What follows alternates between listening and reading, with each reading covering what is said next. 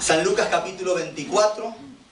No suelo leer capítulos enteros, pero por amor a los que nos visitan por primera vez y por los que quizás no tengan toda la información suficiente, vamos a leer varios versículos. Espero que no te sea tedioso ni aburrido escuchar la palabra de Dios, que en tu casa puedas volver a leerlo. Si ya lo sabes hasta de memoria este pasaje, no te va a hacer mal recordarlo. Dice San Lucas 24:13: He aquí, dos de ellos iban el mismo día a una aldea llamada Emaús, que estaba a 60 estadios de Jerusalén. Está hablando del mismo día que Jesús resucitó.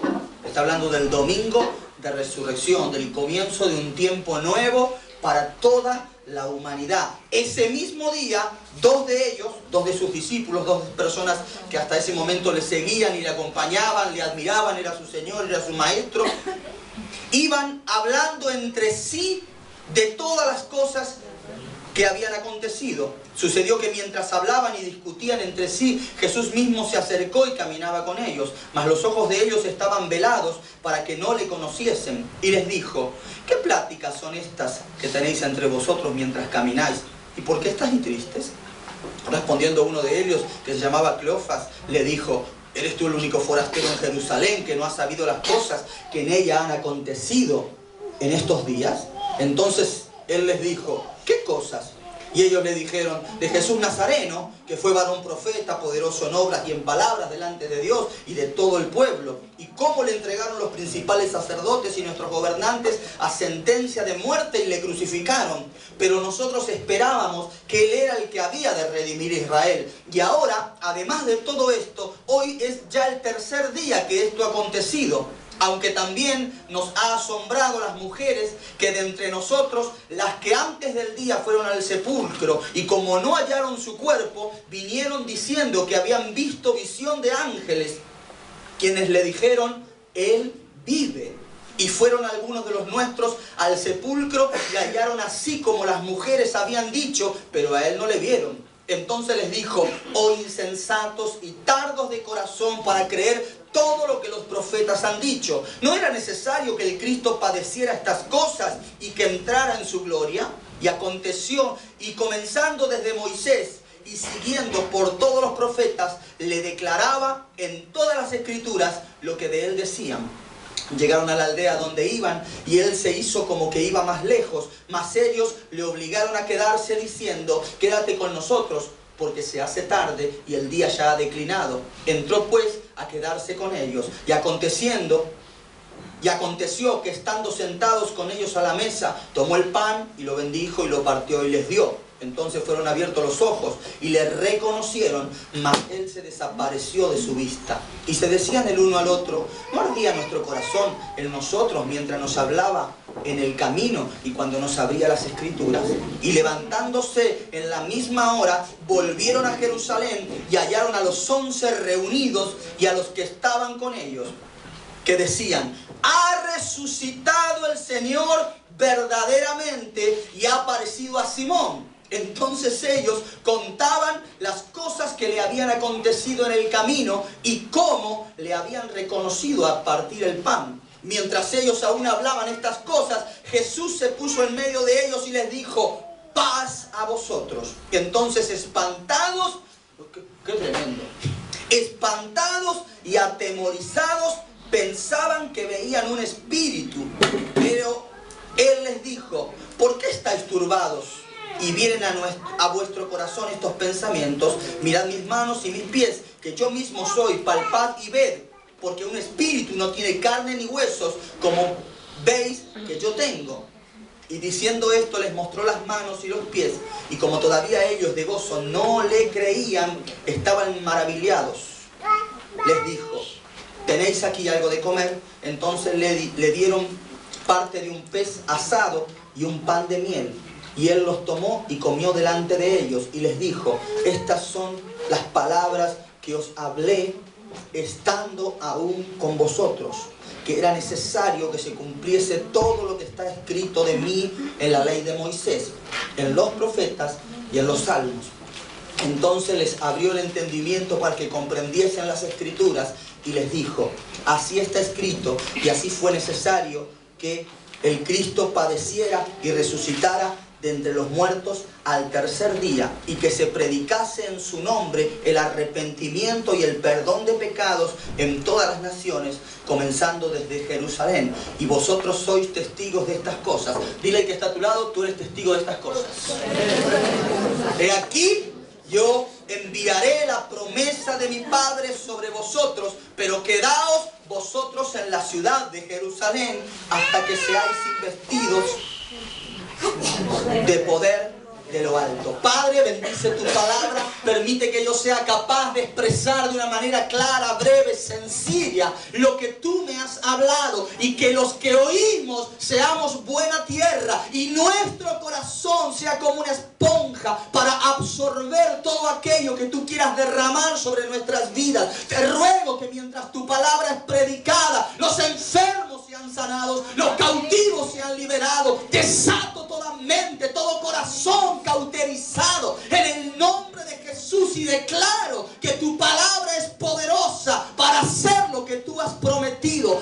Ato y sujeto a ti todo espíritu contrario al tuyo. Reprendo al diablo y a todas sus artimañas que quieran traer distracción, molestia, inquietud a los corazones para que tu palabra no sea oída. En el nombre de Jesús, bendice, Señor, nuestras vidas en esta mañana. Haznos bien y glorifícate. Padre, habla tú personalmente, más allá de lo que yo pueda llegar a decir a través de mis labios. Habla personalmente a cada corazón. Abre un tiempo de revelación para cada uno de nosotros. Oro por los esposos, por las esposas, por los niños, por los jóvenes, por los abuelos, por los ancianos, Señor, por cada persona, por cada familia aquí representada, Señor, que podamos salir de este lugar llenos de tu Espíritu Santo, hacer la obra que tú nos has encomendado. Cualquier situación que impida que seamos los hombres y mujeres que tú esperas, que quede en este lugar delante de tu presencia, y salgamos renovados, bendecidos, Señor, a estrenar estos 6 años de vida, Señor, haciendo tu obra. En el nombre de Jesús. Amén y amén. Gloria a Dios. Me apasiona especialmente este tipo de historias en la Biblia, donde habla de personas y cuenta detalles tan significantes, ¿no? Y los últimos capítulos de cada uno de los 4 evangelios, y aún el libro de los Hechos, y aún las cartas, nos muestran a personas comunes y corrientes, sencillas, con los mismos sentimientos, con las mismas emociones, con las mismas luchas, traumas, preocupaciones y ansiedades que tú y yo tenemos. Me encanta acercarme a la Biblia y ver que aquellos que vivieron antes de Jesús, en el tiempo de Jesús y después de Jesús, no son tan diferentes a ti y a mí. Y que nosotros podemos experimentar las mismas victorias que ellos experimentaron, y seguramente también pasaremos las mismas luchas, sufrimientos y conflictos que ellos experimentaron. Aquí encontramos a un grupo de personas totalmente desorientadas, llenas de temor, inseguridad, con mucho conflicto. No sabían qué iba a ser del día de mañana. Cuando Jesús muere en la cruz, los evangelios nos cuentan que aún muchos de ellos, Pedro, que era uno de los principales, Pedro dice: yo me vuelvo a hacer lo que hacía antes de conocer a Jesús, y se vuelve a pescar. Cuando él ya había abandonado su oficio, él ya había entregado su vida a Cristo de por vida para servirle. Cuando él ve que Jesús muere en la cruz, él dice: aquí se terminó lo que creí que iba a ser la mejor historia de mi vida. Da por cerrado un capítulo en su vida y dice: bueno, fueron 3 años y medio preciosos que pasé al lado de este hombre, tanto que me ilusioné, pensé que yo iba a ser una gran persona, pero es evidente que nací para ser pescador. En Argentina tenemos un dicho que dice que el que nace para ser pito nunca llega a ser corneta. Y yo creo que ese fue el sentimiento de Pedro, tan ilusionado que él estaba cuando dijo: contigo voy hasta la muerte, yo no te voy a abandonar aunque todos te dejen. Y sabemos la historia, que fue quizás uno de los que más evidente quedó, aunque ninguno le acompañó. La Biblia dice que todos le dejaron, pero por bocotas Pedro fue el que más evidente quedó, porque fue el que dijo: yo, aunque todos te dejen, yo te voy a seguir. Y Jesús dijo: Pedro, no, aunque todos, Pedro, mira, porque lo dijiste, también te lo voy a decir delante de todos. Antes que el gallo cante 3 veces, antes que el gallo cante tú ya me habrás negado, ¿no? Y ahí lo tenemos a Pedro pescando, otros con él, todo el mundo le abandona. Pero Jesús muere, cumple su propósito, cumple su misión. Yo quiero, lo voy a decir antes por si no logro captar tu atención, yo quiero hablar del desaliento, del desánimo, que se genera aún cuando estamos en un tiempo de fiesta, de aniversario. Ellos estaban viviendo la Pascua, era la fiesta más importante, hasta el día de hoy sigue siendo la fiesta más importante del pueblo judío. Ellos estaban en medio de una fiesta que trascendía la Pascua, era Dios hecho hombre, muriendo por la humanidad, resucitando al tercer día. Tendría que haber sido el momento más feliz de todas sus vidas, sobre todo porque ellos tenían la revelación, ellos tenían la información. Jesús se había ocupado durante 3 años y medio de decirle: muchachos, va a llegar un momento en que me van a coger, me van a matar, pero tranquilo, al tercer día yo resucito, venzo la muerte. Yo no sé qué han hecho con toda esa información ellos. Yo no sé dónde se les fue la revelación, la información, los conocimientos, los recuerdos. Pero en ese momento, como te pasa a ti y a mí, en momentos donde nos confundimos, en momentos donde suceden cosas que nunca esperamos, era de esperar que Jesús fuera crucificado. Él ya lo estaba anunciando, pero ellos todavía no lo esperaban. Era de esperar que Jesús resucitara al tercer día, pero todavía no les había entrado en la cabeza. Y yo creo que la situación que cada uno de nosotros en forma personal, como familia, podamos estar pasando, la situación que como iglesia podáis estar pasando, la situación que nos envuelve en una crisis mundial que afecta a España, que afecta a Humanes, que afecta a Cienpozuelos, a Madrid, nos desorientamos, nos llenamos de temor, nos llenamos de inseguridad, por ahí andan dando vueltas, por ahí digo, o por aquí adentro, o por aquí, las palabras, las promesas de Dios, lo que sabemos, lo que estudiamos, lo que Dios nos dijo personalmente, pero terminamos confundidos. Terminamos pensando que nos ilusionamos demasiado cuando creímos que Dios nos iba a usar. Nos ilusionamos demasiado cuando creímos que Dios de verdad tenía algo con nosotros y que íbamos a ser personas relevantes, que íbamos a afectar la vida de otros. Y no estoy hablando de predicar en estadios, y no estoy hablando de tener muchos CD, no estoy hablando de ser una persona, estoy hablando, como decía el vídeo que vimos al principio, si tú logras afectar a uno, tú ya estás cumpliendo el propósito de tu vida. No se trata de la ropa que vistes, el coche que usas, la casa donde vives, los metros cuadrados. Se trata de si tú eres una buena influencia. Para eso Dios nos creó. Nos desanimamos. Tenemos a los 11 apóstoles principales en una casa. Cuando Jesús se aparece, dice que no es Jesús. Mira, Jesús, no, es un fantasma. Ya les había pasado, ¿no? Cuando Jesús caminaba por arriba del agua, yo no sé qué teología de fantasma ellos tenían, pero veían fantasmas por todos lados. Y los cristianos somos muchos de ver fantasmas. Nos pasa algo, Dios me abandonó, ya vemos fantasmas. Ya nos imaginamos cosas. Dios no me quiere, Dios me dejó, Dios no me ayuda, Dios no me escuchó. Somos muy propensos a ver fantasmas por todos lados. Te cruzas con el pastor por la calle, el pastor va pensando en cómo pagar el alquiler de la casa, cómo pagar el local, está pensando en una familia especial que está pasando, y de repente no te ve, y tú ya vienen los fantasmas. Claro, yo no soy tan importante como para que el pastor me salude. Es decir, fantasmas. Ellos ven fantasmas. Pero aquí vamos a ocuparnos no de los principales, no de los apóstoles, de los Pedro, de los Natanael, de los Bartolomé, de Mateo, es decir, que estaban pasando su crisis personal, eran los que más información tenían, eran los que peor la estaban pasando, encerrados en una casa, sin saber qué hacer. Mujeres valientes salen de madrugada, descubren que Jesús había resucitado, vuelven con la información, y los apóstoles no les creían, hasta que un Pedro y un Juan se animan dice, bueno, vamos a averiguarlo, y llegan y descubren todo. Pero aquí tenemos estas dos personas. Uno se llama Cleofas y el otro ni el nombre aparece. Me llama la atención que dice, he aquí, 2 de ellos iban el mismo día. El mismo día. El mismo día que tenía que ser un día de alegría, de gozo, como puede ser hoy, como puede ser este mes de aniversario, como puede ser el primer día que tú has venido a la iglesia, que te encuentras con Dios, que Dios toca tu vida, que Dios toca tu corazón, el día que Dios te da una palabra, el día que Dios restaura tu matrimonio, el día que Dios te saca de un pozo de desesperación, el día que Dios rompe las cadenas del pecado que te estaban atando. El mismo día que Jesús resucitó, ellos estaban tomando una decisión equivocada. Qué tremendo que en horas puede cambiar nuestra vida para bien o para mal. Qué tremendo que en un día podemos meter la pata hasta aquí. El mismo día, no una semana después. A esta gente el entusiasmo le duró muy poco.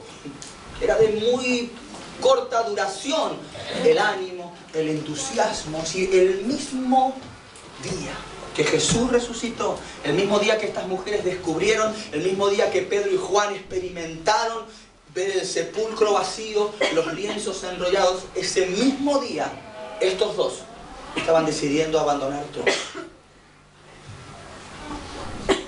Yo no sé si te habrá pasado, yo hablo por experiencia personal. Yo he tenido tiempos donde o sea que Dios me ha usado porque me tocaba estar aquí arriba, o sea porque estaba ahí abajo y Dios me hablaba, Dios me tocaba, lloraba, quebrantado.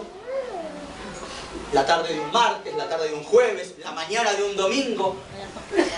Pero al pasar el día, luego tomaba decisiones o me pasaban cosas que no tenían nada que ver con la experiencia que había tenido en la presencia de Dios. Puede ser que el mismo día que tú decidas levantarte temprano, a las 5 de la mañana, para orar, para buscar a Dios antes de salir a trabajar, o antes de salir o a buscar trabajo, o antes de ir al colegio, a la universidad, tú dices, este va a ser un día bendecido, me voy a comer al diablo, este día no voy a pecar, este día voy a pedir perdón a todos los que he ofendido, voy a perdonar a aquellos que me han dañado. Ese mismo día quizás sucedan cosas diferentes, distintas a las que tú habías planeado. ¿Por qué son las cosas así?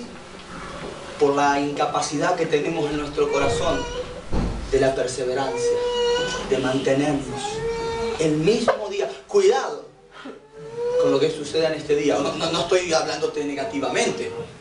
Estoy diciendo que si ahora tú estás sentado, te estás sentada ahí y estás diciendo, Dios me está hablando, voy a creer a la palabra de Dios, voy a creer que Dios hace milagros, voy a creer que Dios me puede usar. Cuidado con lo que el diablo te pueda decir cuando termine esta reunión.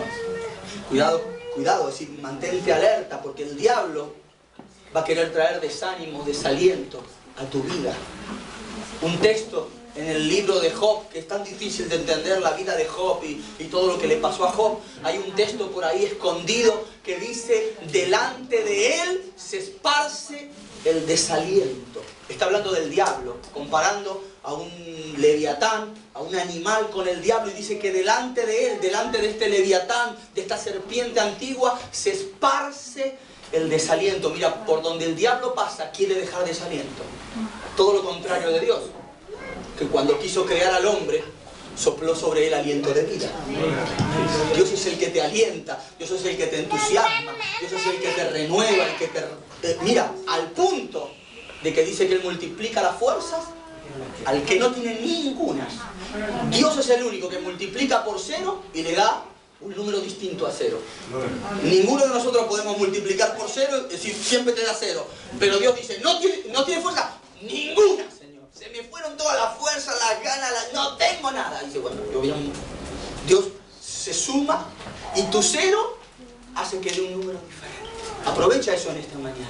Si has venido desanimado, desalentado, si te están sucediendo cosas que te desaniman, en medio de una fiesta del 6º aniversario, en medio de quizás una experiencia personal con Dios, Dios está tocando tu vida, tu familia, tu matrimonio, estás viendo, pero eso no quita que el diablo te quiera desalentar.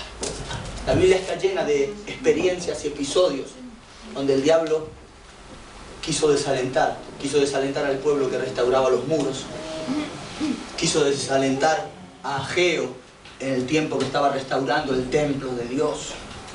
Quiso desalentar a los que continuaban la obra del Señor, a los apóstoles y a estos. Y nos va a querer desalentar a ti y a mí.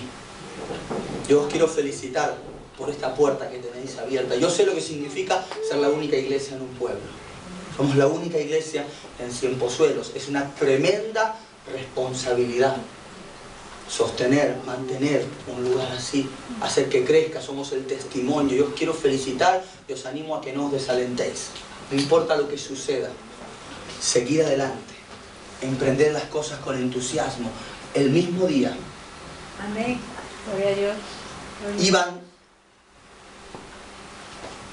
a una aldea llamada Emaús, que estaba a 60 estadios de Jerusalén. Esto merece una explicación, porque si tú ves, si tuviéramos un mapa de Israel de la época antigua, por aquí estaría Jerusalén y por aquí estaría Emaús, 11 kilómetros, el doble de lo que hay entre Cienpozuelos y Humanes.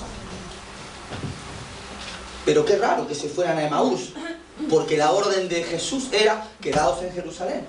Nos encontramos, quedamos, ¿no? Jesús ya quedaba con la gente. Cuando quedes con alguien, sé puntual. Dice: me voy, pero en Jerusalén nos ven, esperadme en Jerusalén, porque... Y estos dos no se quedan en Jerusalén, porque ellos ya no esperaban más nada. Ya sus ilusiones estaban rotas, estaban perdidas. Cuando Dios te dice que haga algo y tú no lo haces, yo creo que el 80% de la razón por la que desobedecemos es por el desánimo que nos invade. No es porque seamos rebeldes, aunque hay gente rebelde de naturaleza. Sí, es algo con lo que todos tenemos que luchar, porque el primer rebelde fue Adán y Eva y nos transmitieron la rebeldía. Es una de las cosas que Dios trata en el corazón de los que nos convertimos, es decir, con la rebeldía, con la sujeción, con la obediencia. Pero yo creo que aquí no había un tema de rebeldía abierta, no había un tema de que, mira, Dios, ya no me interesan más tus cosas. No, había un tema de que estaban desilusionados, desencantados. Un buen hijo, un buen abuelo, un buen líder, un buen pastor. Dios habla, Dios sigue hablando. Y lo que Dios espera es obediencia de parte nuestra. Cuando Jesús dice: muchachos, nos vemos en Jerusalén, y estos dos deciden irse para otro lugar, digo, ¿qué les motivó irse? ¿Qué motiva la desobediencia? ¿Qué motiva la rebeldía? Vamos a leerlo, ellos mismos lo explican. Ellos mismos lo explican, no hay mucho que descubrir. Con pasajes así a los predicadores se nos hace muy fácil predicar. Sucedió que mientras hablaban y discutían entre sí, Jesús mismo se acercó y caminaban. Fíjate, no podemos decir que no eran personas espirituales. No podemos, ellos no iban diciendo: bueno, ahora que se murió por fin, qué pesado Jesús, con que no, vámonos a la discoteca, hombre, ya está. No, ellos no estaban pensando ir a la discoteca, ellos no estaban diciendo de pecado, ellos no estaban diciendo: bueno, ahora que se murió ya estamos libres, vamos a vivir nuestra vida como queremos, basta de rollo de ir a la iglesia, de que culto de oración. No, ellos iban hablando de las cosas que había, ellos iban hablando del Señor. Lo último que el Señor le había dicho, del último milagro que ellos habían dicho, de lo que ellos esperaban del Señor. Ellos iban hablando de esas cosas, pero hay formas y formas de hablar de las cosas del Señor.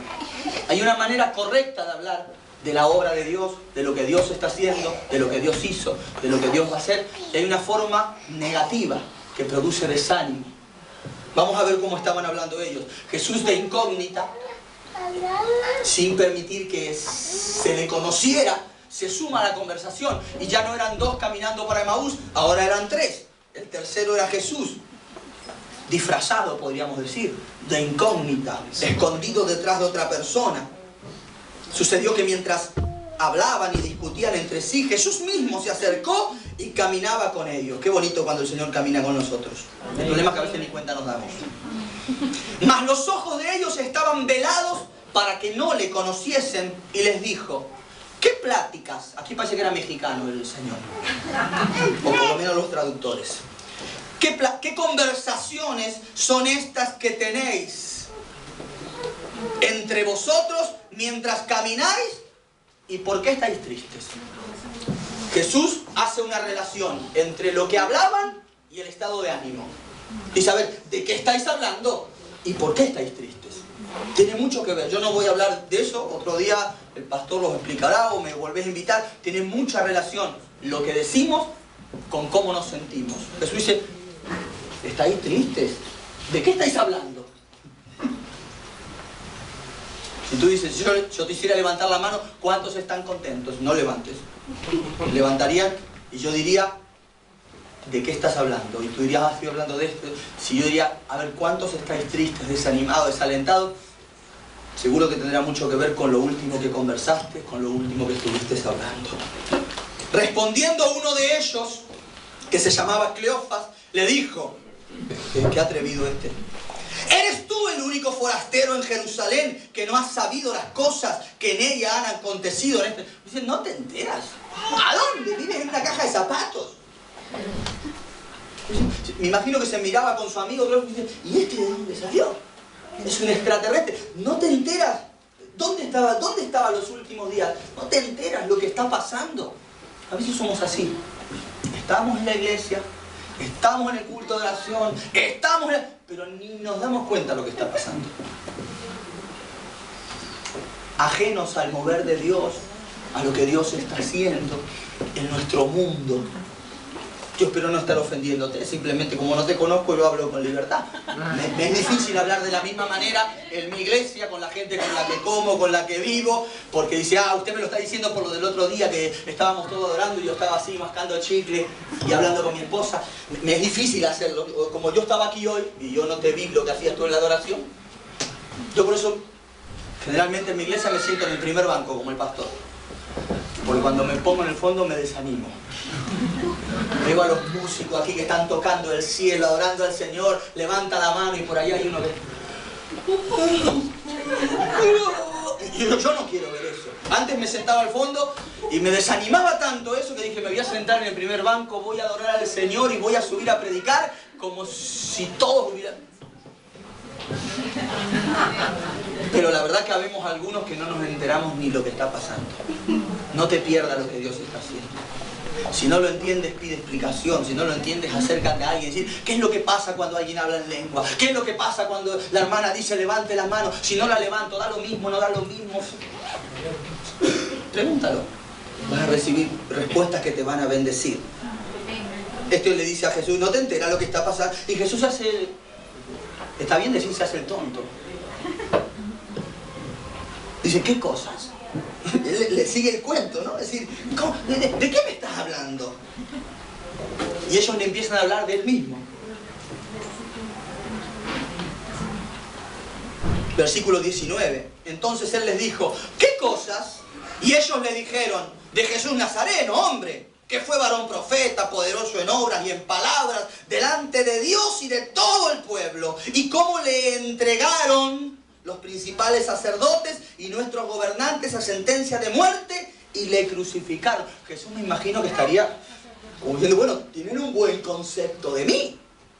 Estaban hablando de él sin saber que era él. Dice, ¿no te enteras? El hijo del carpintero José, que resultó ser el Mesías, que resultó ser Dios hecho hombre, hacía milagros, maravillas. Dice, pero bueno, un buen día se terminó todo. Lo cogieron, lo metieron preso, lo castigaron, lo mataron y se terminó la historia. Y el versículo 21 es muy revelador. Pero nosotros, fíjate el tiempo verbal.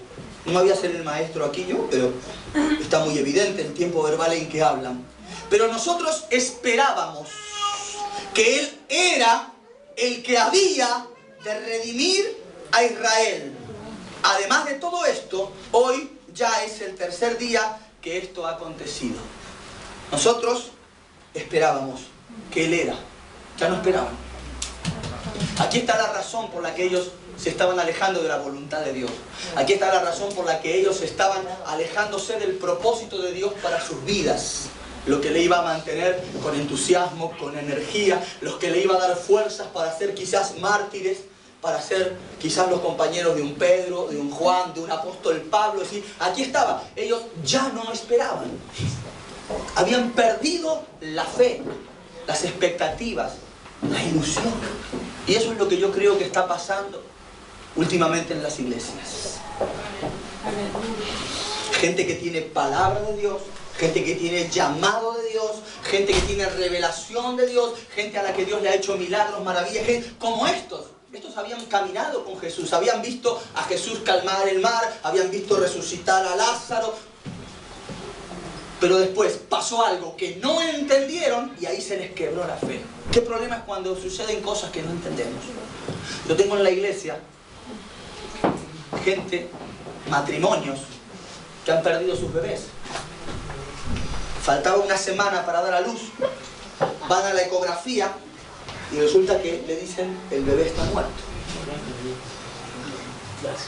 ¿Cómo se supera eso? ¿Cómo explica un pastor que anecdóticamente uno del matrimonio lo superó y el otro está quebrado? Ya sigue yendo a la iglesia, pero se sienta, pero parece un zombie. Está en su mundo. No ha podido entender. Y yo no sé ni cómo explicarlo. Cuando se muere un hijo, cuando se muere un padre, cuando se pierde un trabajo, cuando hay un divorcio, cuando hay una crisis en el matrimonio, cuando los hijos no responden de acuerdo a lo que uno sembró en sus corazones, hay gente que esto se quiebra. Es decir, cuando nuestra economía no es la suficiente como para poder sostener la familia y tú dices, pero yo diezmo, pero yo ofrendo, yo he sido fiel con Dios, ¿por qué me quedé sin trabajo? A ver cómo me lo explica, pastor. A ver cómo te lo explica el pastor. A ver cómo lo explicamos. Si se supone que tenemos que tener toda la respuesta y a veces ni entendemos lo que sucede en nuestras propias vidas. Yo tuve que estar con mi familia, con mi esposa y mis 3 niños todo un año viviendo en una chabola, literalmente. En una chabola. Venían los pastores de Argentina, mis jefes, y decían, no, tú no puedes vivir así en Europa. Tuvimos que tomar una decisión. O cerrábamos la iglesia o dejábamos nuestra casa. Pagábamos 700 euros de alquiler. La iglesia no llegaba a pagar sus alquileres. Yo podría haber seguido tranquilamente viviendo en mi casa. Y la iglesia se cerraba. Íbamos a hacer culto bajo un árbol. O irme a vivir abajo de un árbol y esos 700 euros que yo pagaba de alquiler, no lo estoy diciendo ni para dar lástima, ni para hacerme el super mártir o el héroe. O decir, bueno, nosotros ofrendamos. Yo estaba dado de alta como ministro de culto, 300 euros de seguridad social. Dije, gestor, deme de baja. Esos 300 euros que la iglesia pagaba por mí, a pagar el alquiler. Tuvimos un año literalmente ofrendando 1000 euros mensuales para la iglesia. Dios nunca me explicó eso. Yo no sé ni cómo explicarlo. Pero la iglesia salió adelante y yo no necesito ninguna explicación de Dios. Pero por momentos eso me quiso desanimar. Venían mis amigos, los pastores que me habían enviado a mí de Argentina. Marcelo, no te hemos enviado para esto. No te hemos enviado para que vivas en... Yo pensaba dentro mío, bueno, dame dinero entonces. Pero bueno, no era la conversación, ¿no? Es decir, me denigraban. Como diciendo, estás fracasando. ¿Cómo vas a decir? No puedes vivir en Europa así. Si vivieras en Argentina, en Perú, en Ecuador, hay mucha gente que vive con muy bajos recursos, pero aquí en Europa, en el centro de Madrid, vivir como un mendigo. Yo sabía que era la parte que nos tocaba. Así como a Jesús le tocó morir en la cruz, así como a otros le tocó. Yo sabía que era un tiempo breve que Dios probaba nuestra fe. Amén. Pero casi estuvimos a punto de... Era o responder al llamado de Dios, o perder la fe. O creer que no servíamos, que nos habíamos equivocado, que estábamos en el lugar incorrecto. No dejes que lo que no entiendas te produzca lo que le produjo a estos hombres. Nosotros esperábamos. Por ahí hay otro episodio, a ver si lo encuentro rápido, de gente que habla de la misma manera. El apóstol Pablo, no lo busques, luego si quieres anótalo y lo lees en tu casa. Es el anteúltimo capítulo del libro de los Hechos, cuando Pablo se embarca para ir a Roma a darle testimonio al César. Se levanta una gran tormenta. Bueno, Pablo todo el tiempo como pastor, como apóstol, queriendo aconsejar a la tripulación, a los presos, a sus compañeros. Nadie le hace caso, es decir, siguen las directivas de la razón, de la coherencia. Estaba el capitán del barco. ¿Qué tenía que decir un pastor ahí, no? Cuando hay un capitán de barco y el apóstol Pablo, que hacerme caso a mí, que yo estuve orando, que Dios me habló, y tú qué sabes, así, encima tú eres un preso. Hasta que las cosas suceden como el apóstol Pablo las dijo. Dice el versículo 15, y siendo arrebatada la nave y no pudiendo poner proa al viento, nos abandonamos a él y nos dejamos llevar versículo 20 de capítulo 27 dice: y no apareciendo ni sol ni estrellas por muchos días, y acabados y acosados por una tempestad no pequeña, ya habíamos perdido toda esperanza de salvarnos. El que escribe es Lucas. Hasta Lucas había perdido la esperanza de salvarse. El único que no había perdido ninguna esperanza es el apóstol Pablo. Habían perdido, yo no sé si hay aquí en esta mañana, tú dices: pastor, yo ya he perdido la esperanza de sanarme. Ya, mira, ha orado, yo no sé quién, ahora hago el pastor, el otro pastor, me fui a la campaña de Anacondia, de Reinambunki, hasta un día, hasta un brujo me tiró, pero ya perdí la esperanza. Hay gente que dice: yo perdí la esperanza de tener un matrimonio feliz, ya está. Me conformo con lo que tengo, no espero más. No espero que mi esposo cambie, no espero que mi esposa cambie. Hay gente que ha perdido la esperanza con sus hijos. Hay gente que ha perdido la esperanza de servir a Dios, de un llamado. Esta gente había perdido la esperanza. Nosotros esperábamos. Aquí dice: perdimos toda esperanza de salvarnos. Pero yo levanto mi voz en esta mañana, como la levantó el apóstol Pablo. Inmediatamente el apóstol Pablo dijo: ¡un momentito! Que anoche ha estado el ángel de Dios conmigo y me ha dicho que aquí no muere nadie. Que porque yo estoy en este barco, dice Pablo, todos ustedes se van a salvar. Porque yo le pedí a Dios: Dios, sálvame, yo quiero conocer a César, yo quiero predicarle al emperador de Roma, y te pido un favor, concédeme la vida de todos estos. Eso es intercesión. Ahí había gente impía que ni creía en Dios ni nada, pero Pablo dice: te pido por favor que ninguno muera. Y Dios dice: te lo concedo, por ser tú. Qué importante es orar por tu propia vida, por la vida de tu familia, por la vida de tus vecinos, aún de tus enemigos. Una palabra de Dios es la que recobra la esperanza. Es la única que te puede volver a hacer creer. Voy a leer bastante seguido y me voy a detener en el punto con el que vamos a terminar. Dice el versículo 22: aunque también nos han asombrado. Voy a hacer un auto ahí. Asombrado. Nada más que eso. Lo único que le produjo a estos dos el testimonio de las mujeres que dijeron que el Señor no está en la tumba, que un ángel nos dijo que resucitó. Dice: ¿cómo que se asombraron nada más? Mira, eso es lo que sucede cuando tú has perdido la fe y la esperanza. Te vienen a decir que un paralítico caminó. Alguien te viene a decir, una mujer te da testimonio y dice: Dios cambió la vida de mi esposo era alcohólico, me engañaba con todas las vecinas del barrio, pero ahora es un siervo de Dios. Y yo: qué bueno.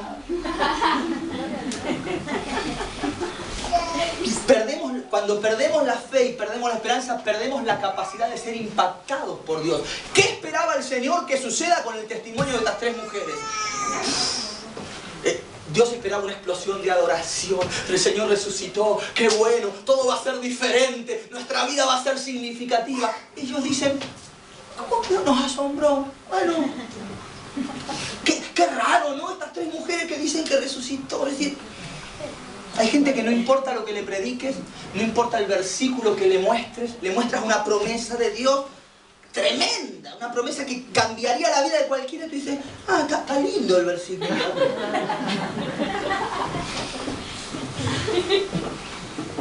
Yo a veces voy a lugares a contar mi testimonio. Yo estuve 4 años en la cárcel, 12 años metiéndome drogas. Tengo todavía las marcas de la jeringa, de lo que me inyectaba cocaína. A veces voy a la cárcel, a veces voy a colegios secundarios, ambientes donde no hay fe. Y algunos quedan tremendamente asombrados. Y otros, realmente los que quedan asombrados son los chicos, los adolescentes, los jóvenes. Y los que no tienen ni capacidad de asombro son los directores de los colegios, los profesores. Dicen: qué bueno lo que le pasó a usted. Digo, no es que me pasó a mí, es que le puede pasar a usted, aunque no sea un drogadicto, aunque no sea un delincuente. Dios puede cambiar su corazón, su expectativa de vida. Aunque también nos ha asombrado unas mujeres que entre nosotros, las que antes del día fueron al sepulcro y como no hallaron su cuerpo, vinieron diciendo que habían visto visión de ángeles. Cuidado con lo que la gente te dice. Créele cuando te dicen cosas de Dios. Créele si te dicen que Dios puede sanar tu enfermedad, créele. Si te dicen que Dios puede restaurar tu matrimonio, créele. Si te hablan bien de que Dios puede hacer algo con tu familia, créele. Si viene el pastor y te dice, mira, tú vas a llegar a ser pastor de nuestra futura iglesia, créele. Porque la Biblia habla de eso también. Estos eran pecadores, mal hablados, cobrador de impuestos, gente que andaba engañando. Había un terrorista entre ellos. Simón el Celote era como uno de la ETA, era como uno de Al Qaeda. Los celotes eran un grupo terrorista de aquella época. Cuando el celote este conoció a Jesús, dejó las bombas y se entregó al Señor. ¿Cómo no va a hacer Dios cosas contigo? ¿Cómo no te va a usar a ti? No importa la edad que tengas. No importa tu pasado. Y fueron algunos de los nuestros al sepulcro y hallaron como las mujeres habían dicho, pero a él no le vieron. Entonces él les dijo, no lo voy a decir yo, él les dijo: oh insensatos y tardos de corazón para creer todo lo que los profetas han dicho. ¿No era necesario que el Cristo padeciera estas cosas y que entrara en su gloria? Y comenzando desde Moisés y siguiendo por todos los profetas. Aquí me voy a quedar. ¿Qué es lo único que puede recuperarte la esperanza y la fe? La palabra de Dios. Amén. La palabra de Dios en general y una palabra de Dios en particular. Palabra rema y palabra logos. Cuando hablamos de logos, hablamos de la Biblia, hablamos de lo que es para universal, promesas universales que son para todas las personas que quieran creerlo. Y después está una palabra rema, una palabra personal que Dios pueda haberte hablado o que pueda hablarte hoy día. Cada vez que Dios quiso alentar a alguien, me llama la atención, porque yo siempre fui alguien que fui buscando palabra. Un tiempo de mi vida cristiana yo iba buscando que me digan cosas nuevas. Y me gustaba cuando andaban los profetas y me iba con los profetas para que me digan algo nuevo. Y asombrosamente descubrí que cada vez que había un verdadero profeta delante mío, lo único que hacía era recordarme lo que Dios me había dicho hace años. Y aquellos que querían quedar bien conmigo y me inventaban un montón de cosas, y vas a hacer esto, y vas a hacer el otro, y así te dice el Señor. Cuando no tenía nada que ver con el primer mensaje que Dios me dio, yo sabía que no era de Dios. Yo sabía que era gente que me quería, era gente que me quería animar, pero eso a mí no me animaba. A mí me animaba experiencias como la de Jeremías. Voy a hablar al pastor de Jeremías. Jeremías en el capítulo 15 está en una depresión tremenda. Cuando busques Jeremías 15:15, él dice: me senté solo, ya no aguanto a nadie, la gente no me entiende. Empieza a cuestionar su llamado, su ministerio. Bueno, Dios le da bastante duro, porque él se siente como la última Coca-Cola del desierto. Él dice: no me puedo juntar con la gente, aquí no hay nadie que hable de Dios, nadie que ame a Dios. Me llenaste de indignación, este llamado que tú me diste me hace separarme, era casi como un ermitaño. A Dios no le gusta eso, a Dios le gusta que nos relacionemos unos con otros. Y aunque la gente no ore tanto como tú, y no cante tanto como tú, y no sea tan santo como tú o como yo, no importa. Es decir, Jesús se relacionaba con las prostitutas, con los ladrones, es decir, con el ánimo de compartir el Evangelio, la esperanza, la vida que había en Él. Nunca te encierres para no contaminarte. Guárdate, ponte la armadura de Dios y eso va a hacer que no te contamines. Ahora, si tienes problemas con el alcohol, cuidado con los bares y con los antiguos amigos, hasta que Dios no te haga libre de eso. Yo estuve más de 1 año y pico sin frecuentar mis antiguas amistades, los que se seguían inyectando, los que se seguían drogando. Yo sabía por prudencia que hasta que yo no estuviera fuerte en Dios, yo no podía ser influencia para ellos, sino que ellos iban a ser influencia para mí. Pero una vez que yo sentí la seguridad de la libertad de Dios, yo no me escondía. Yo iba donde estaban y estaban todos ahí fumando, tomando, y yo ya no lo necesitaba. ¿Cómo que no lo necesitas? Si tú eras el peor de todos nosotros, tú eras el que más le robaba a tus padres, tú eras el que peor quedabas tirado en la vereda, borracho. Pero ya no, ahora tengo el corazón lleno, ya me sobra, no me entra. Dios le dice: Jeremías, conviértete al profeta. Dice: Jeremías andaba drogándose, era mentiroso, andaba... No, era el profeta. Pero necesitaba una nueva conversión. Jeremías, conviértete y yo te restauraré. Si entre sacares lo precioso de lo vil, es evidente que el corazón de Jeremías estaba contaminado, por eso estaba desanimado. Si entre sacares lo precioso de lo vil, su corazón tenía cosas buenas y cosas malas. Las cosas malas estaban ahogando y tapando las cosas buenas, como la parábola de la semilla y la mostaza, ¿no? Cuando el trigo se siembra con la cizaña y la cizaña crece más que el trigo y lo ahoga. Si entre sacares lo precioso de lo vil, serás como mi boca, conviértanse en ellos a ti y no te conviertas tú a ellos. Le sigue hablando una serie de cosas y después, cuando de verdad lo quiere animar, le dice: porque yo te he puesto en esta nación como muro fortificado. Pelearán contra ti, pero no te vencerán. Ahora tú dices: ¿Dónde escuché yo eso? ¿Dónde escuché yo eso otra vez? En el capítulo 1 de Jeremías. El día que Dios lo llama, que le dice: cuando estabas en el vientre de tu mamá, yo te elegí, no digas que soy niño, porque a todo lo que yo te llamara irás tú. Dentro de ese llamado le dice: porque yo te he puesto sobre este pueblo. Sí, cuando Jeremías se desanima, Dios no se inventa algo nuevo. Y ¿sabes qué le digo a Jeremías para que se entusiasme? Para que no deje venir a la iglesia, para que no deje de cantar, para que no deje de ofrendar, de diezmar. A ver qué le digo a Jeremías para que no deje de orar. No inventa nada nuevo. Dice: Jeremías, no te olvides lo que yo ya te dije. Tú tienes un llamado. Yo te elegí para algo. Yo te llamé para algo. Y eso es lo que yo quiero hacer en esta mañana. Como si tuviera una caña de pescar espiritual y poder soltarla y pescar de donde se encuentra. Algunos tienen esa palabra, ese primer llamado, esa primera palabra de Dios la tienen como muy al fondo, ¿no? Es decir, como que está ahí tapada, que hasta ni siquiera dice: palabra mía, la verdad que nunca me habló. Pastor, ¿me habló alguna vez Dios a mí? Y el pastor dice: sí, yo escuché. Y hay otros que tienen todavía muy a flor de piel lo último que Dios te habló. Yo te invito a cerrar tus ojos. ¿Sí?